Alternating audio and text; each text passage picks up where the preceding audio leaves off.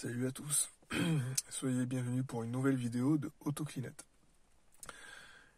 Il est actuellement 5h44, je viens de rentrer du travail et aujourd'hui je vais faire un entretien esthétique intérieur et extérieur sur une Peugeot 208 de 2017.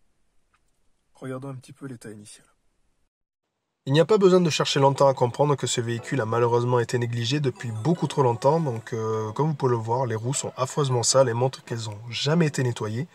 Concernant la partie carrosserie, ce véhicule me semble avoir été stationné sous des arbres, ce qui m'a été confirmé par le propriétaire lors de la restitution du véhicule. Donc, comme vous pouvez le voir, il y a énormément de moisissures dans des endroits difficiles d'accès comme les logos, la calandre, même la trappe par carburant aura besoin d'une seconde jeunesse. Donc beaucoup d'huile de coude m'attend sur ce véhicule. En passant sur la partie intérieure, j'ai pu observer le désastre qu'il pouvait y avoir sur les montants de porte qui montrent qu'ils n'ont jamais été nettoyés. Un gros travail d'aspiration m'attend pour les tapis et les moquettes. Donc voilà, cette pauvre 208 a vraiment besoin de beaucoup d'attention et beaucoup d'amour. Donc c'est ce qui va se passer dans cette vidéo. Donc c'est pour ça qu'avant de poursuivre, je vous propose de vous abonner à ma chaîne. Et ne pas oublier de cliquer sur la petite cloche de notification, cela vous permettra à l'avenir d'être informé des prochaines vidéos futures. Bon, quant à moi, je vais aller me changer, préparer mon matos. Donc je vous propose de vous installer bien confortablement, hein, et moi après je vais attaquer. Donc allons-y, c'est parti.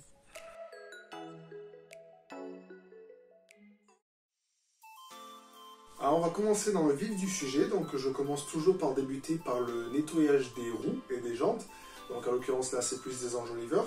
Alors j'ai utilisé le Wheel and Tire Cleaner de la marque Meguiar, dont j'avais fait la présentation déjà sur ma chaîne, donc c'est un nettoyant pour roues et jantes sans acide, qui a été dilué 1,2, donc c'est quand même une dilution assez forte, et d'ailleurs il est diluable jusqu'à 1,2 ce produit. Et j'ai préféré dans un premier temps utiliser ce produit pour voir comment allait se comporter le nettoyage des roues et des jantes, voir s'il allait avoir une amélioration. Et je préfère garder à l'esprit qu'il valait mieux d'abord commencer par la méthode la moins agressive et voir comment ça évolue au fur et à mesure. Donc du coup j'ai agité ce produit à l'aide d'une brosse à poil dur sur le flanc de la roue, afin de nettoyer la surface pour pouvoir préparer le pneu à recevoir un dressing à la fin. Donc il faut toujours en principe obtenir une mousse blanche qui est le signe comme quoi la roue elle sera parfaitement propre. Alors pour le train avant, j'ai répété l'opération 4 fois parce que c'était très encrassé à la différence du train arrière. Donc oui, 4 fois, ça m'a surpris, c'était l'une des premières fois où j'agitais le produit autant de fois pour obtenir une mousse blanche. Et donc du coup, au fur et à mesure que j'ai répété 2 fois l'opération avec ce produit, je me suis rendu compte que ce n'était pas assez efficace. Et du coup, je me suis dirigé vers un autre produit plus puissant, donc à savoir le Hard Rims de la marque Carrecla, qui a lui un pH beaucoup plus élevé et un pH 13. Et pour compléter l'utilisation de ce produit, donc j'ai utilisé la Rich Long Wheel brush une brosse pour jantes avec des poils très souples et en plus un pinceau qu'on appelle les chemical résistants si vous voulez, qui ces deux produits combinés ensemble permettent justement de résister à des produits chimiques. Et du coup, utiliser un produit comme le Hard Rims de chez Carrecla, qui est un produit très puissant, c'était l'une des meilleures façons pour moi de pouvoir venir à bout de cette poussière de frein bien incrustée sur les roues du train avant.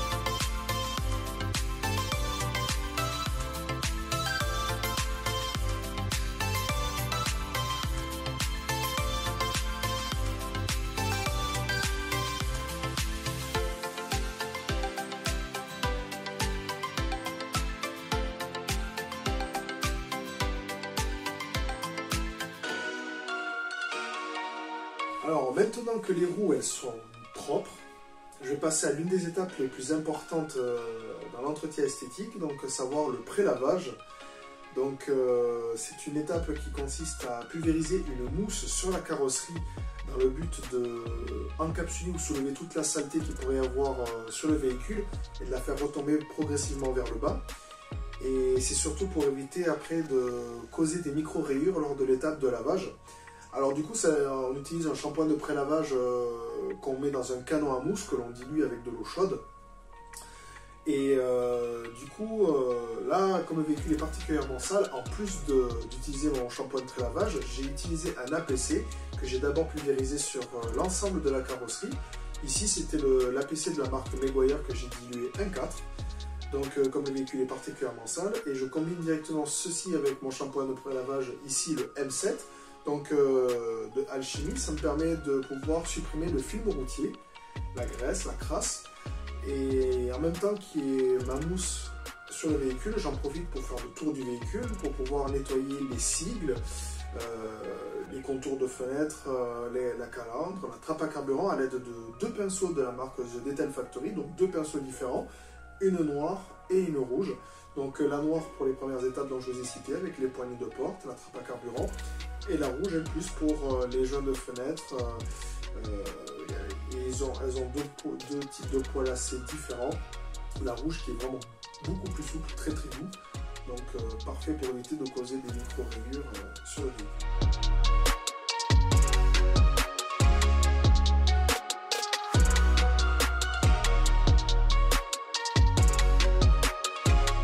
Pour la petite anecdote, cette 208, elle appartient à la belle-mère d'une de mes premières clientes, auquel j'avais fait déjà un entretien esthétique sur ma chaîne. Donc c'était une Opel Corsa.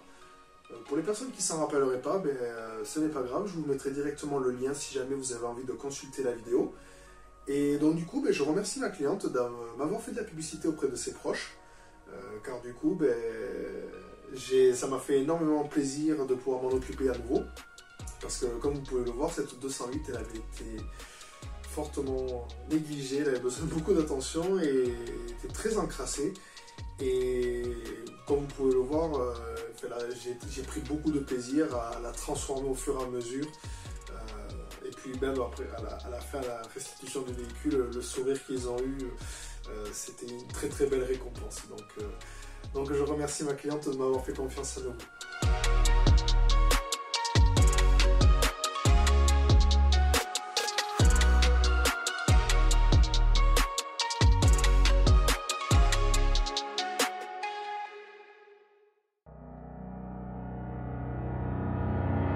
Bon, l'extérieur est propre, il est sec, c'est le moment d'attaquer le plus difficile, l'aspiration de l'habitacle. Alors du coup, je vous conseille de commencer par les tapis, ensuite les moquettes et après procéder au dépoussiérage de façon à avancer chronologiquement dans les étapes pour avoir finalement une belle harmonie sur le résultat final. Alors du coup, je vous conseille pour l'aspiration des tapis ou des moquettes d'utiliser un aspirateur qui a une puissance d'aspiration qui est exprimée, elle, en kilopascal. C'est la force d'aspiration. Cela vous permettra d'avoir un très bon résultat au final. Faut pas se fixer par rapport à ce que l'on voit dans les commerces avec les puissances, elles, en watts, qui sont les puissances des moteurs. Donc c'est vraiment la puissance d'aspiration qui, elle, compte pour soulever plus efficacement la poussière que vous pourrez avoir sur les fibres de vos tapis ou même de vos moquettes. Alors, en moyenne, quand c'est exprimé entre 20 et 25 kPa, vous avez vraiment un appareil qui a une utilisation vraiment très satisfaisante. Voilà. Après, bien sûr, du coup, j'utilise une brosse qui, elle, m'aidera à compléter en plus mon travail d'aspiration pour pouvoir soulever encore mieux les saletés qui pourraient être incrustées dans les fibres. Donc ça s'appelle une drip brush. Alors ça existe avec plusieurs niveaux d'agressivité. Là, à l'occurrence, j'ai choisi la noire qui est la plus agressive, qui elle est utile surtout quand on a du sable.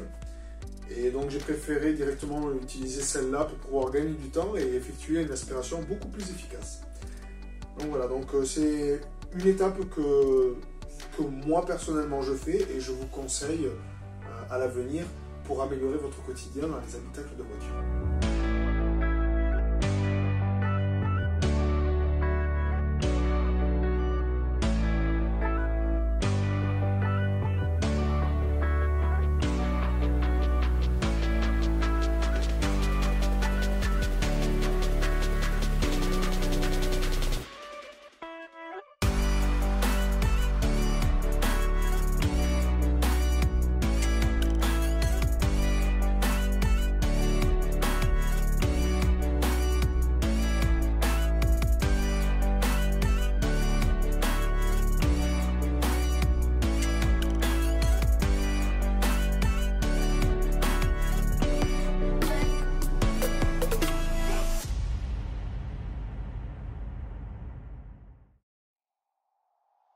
Une petite nouveauté pour moi sur le nettoyage des plastiques, c'est d'utiliser le plastic cleaner de la marque Autoglance. Alors Autoglance, c'est une marque anglaise que je connais pas trop mal, car j'en ai utilisé déjà pas mal précédemment. Mais celui-là, c'est une nouveauté pour moi. Donc du coup, comme son nom l'indique, c'est un nettoyant pour plastique intérieur comme extérieur, qui peut également s'adapter sur les flancs de roue, donc assez polyvalent au final, déjà prêt à l'emploi. Alors du coup, je l'utilise directement sur la surface comme indiqué dans le mode d'emploi. On l'agite avec une microfibre ou alors avec un pinceau de detailing pour certains endroits difficiles d'accès, comme les poignées de porte ou les interrupteurs par exemple, des lave-vitres. Et ensuite j'utilise un chiffon microfibre propre pour essuyer les dernières traces et avoir une finition impeccable. Donc en principe, je préfère plus vaporiser le produit directement sur une microfibre, agiter le produit et ensuite l'essuyer avec une autre microfibre propre. Alors du coup, c'est un produit qu'on peut retrouver directement chez Elena Detailing grâce à Gaël et je le remercie car c'est lui qui m'a fait découvrir ce produit vraiment sympathique en plus d'avoir une odeur très agréable.